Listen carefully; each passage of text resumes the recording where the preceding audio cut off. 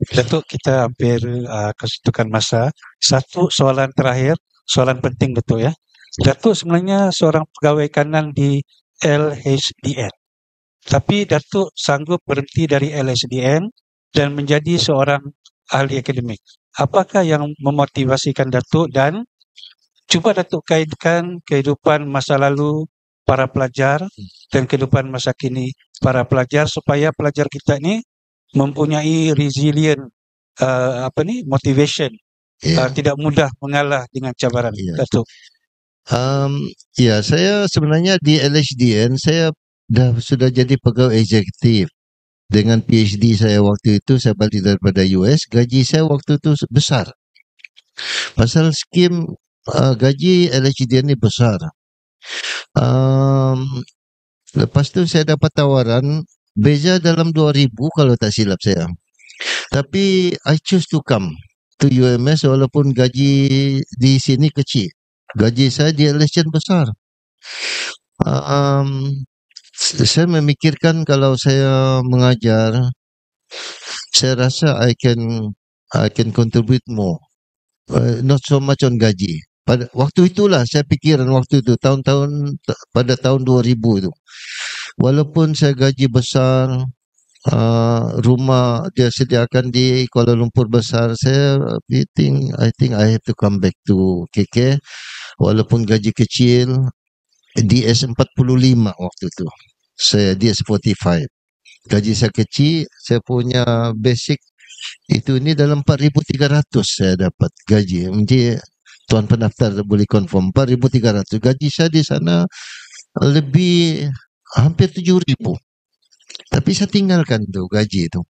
Saya cakap saya nak balik Sabah, saya nak membangun, nak menolong pelajar-pelajar di Sabah.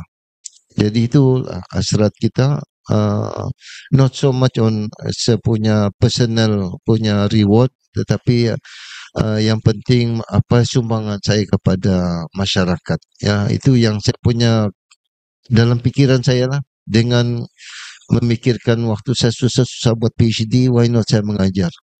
Jadi mengajar ni juga menyumbang kepada ramai generasi baru. Itu yang saya punya pemikiran waktu itulah, ya.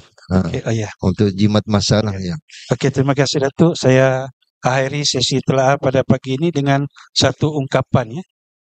Jika anda berharap tanpa berusaha, maka memoir ini tidak mungkin memberi jawapan. Sebaliknya, jika anda bertekad cemerlang, pastinya memoir ini menghidupkan harapan. Dari harapan, kita gagahi perjuangan yang bersalut keikhlasan, membangun bersama Nakhoda Kasim, yakni Profesor Datuk Dr. Kasim Haji Mansur, Naib Chancellor UMS ke-7. Sekian, wabillahi taufiq wal hidayah. Assalamualaikum warahmatullahi wabarakatuh. Terima kasih.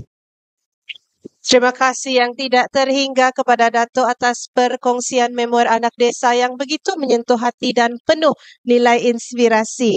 Kisah perjalanan hidup yang dikongsi bukan saja memberi pengajaran, malah menjadi cerminan ketabahan dan semangat juang anak watan dalam menempuh cabaran kehidupan. Semoga karya ini terus menjadi sumber motivasi kepada generasi muda untuk menghargai asal-usul dan membina masa depan dengan jati diri yang kukuh. Majlis sekali lagi ingin mengucapkan setinggi-tinggi penghargaan kepada Profesor Madya Dr. Zakaria bin Dasan selaku pengemudi program telaah